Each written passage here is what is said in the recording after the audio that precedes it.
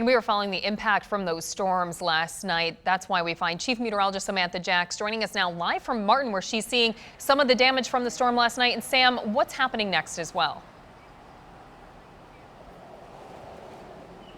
Yeah, you know what, Elena? Next, we do have a batch of storms that are going to be fairly powerful in terms of maybe some strong damaging winds, but nothing to the extent of like the damage that is behind me as we head into this afternoon. Now, one thing that we have had to watch so closely for walking around Martin is power lines down. They are pretty much scattered everywhere around this small, tight-knit town.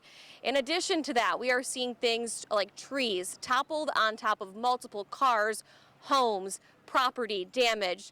That car off in the distance there, owner Mike, a little bit worried because not only does it have a tree and leaves on top of it, but also a power line. Right now he's hearing from consumers that that power might be turned on and restored by as early as 1:30 this afternoon, and he's questioning the safety of that power being turned on as these lines are wrapped up in tree limbs still, and that is the case for a large portion of this community.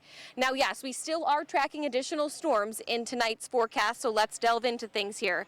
Your weather ball is blinking green as we have no change foreseen in temperatures and additional rounds of showers and storms in sight. This view is sponsored by Countryside Greenhouse of Allendale. Now, low pressure system well off to the south and west of us right now. That low pressure system itself is actually what's going to bring us our chances for thunderstorms this evening. But again, our risk for severe weather today is considerably lower than what we experienced with last night's storms. I want to make sure that everybody is aware of that.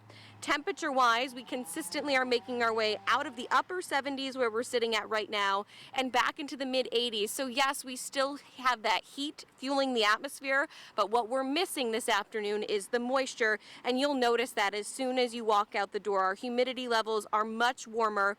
Look at the dew point trend throughout the day today, still sitting in the mid-50s, even into those evening hours as our thunderstorms arrive. So they're going to be fairly moisture-starved, which means short-lived and weaker. Let's track our hour-by-hour forecast, though, because I completely understand if everybody's anxiety about these storms is a little bit higher than normal. As we head towards 5 o'clock this evening, we're still underneath sunny skies. By the time we hit 8 p.m., we start to see some isolated thunderstorm cells begin to develop.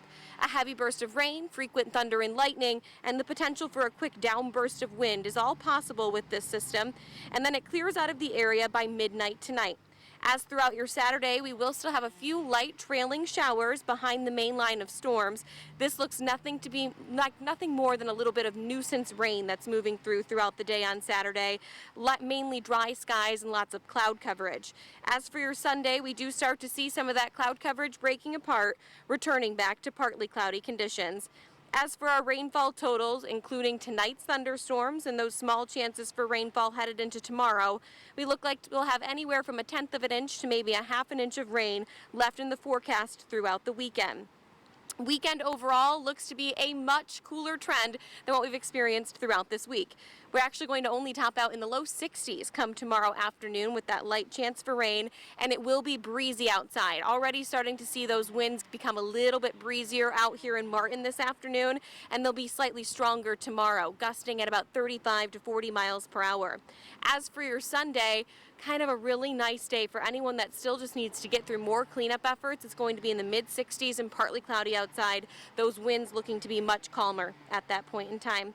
Lakeshore boundary today, you are going to continue to make your way up into the upper 70s to low 80s. Winds right now sustained at about 8 to 18 miles per hour. Reed City, we've got you at a forecast high of 81, 82 for Fremont, and Grand Rapids right around 84 to 85 degrees. The rest of your 13 on your side, 7-day forecast, showing off that drop in temperatures headed into the weekend, and then we consistently stay there in the 60s. That's actually slightly below average for this time of year. We should be typically sitting in the low 70s, but we're going to hold on to that 60-degree temperature all throughout next week. The next chance for widespread rain after our couple isolated thunderstorms as we head into this evening is not expected until next Wednesday. And Elaine, I do just want to mention to you, yes, we have this chance for thunderstorms tonight, and that's why the National Weather Service Service is actually saying to us meteorologists, they're trying to get out and assess these locations as quickly as possible in case there is any additional damage caused by tonight's storms. Even though they're expected to be weaker, they want to make sure that they're getting an accurate depiction of what went down last night. All right, we'll be certainly keeping an eye on that, the damage assessment from last night, and as well as what's coming up for tonight. Thanks so much, Sam. Well, coming up after the break.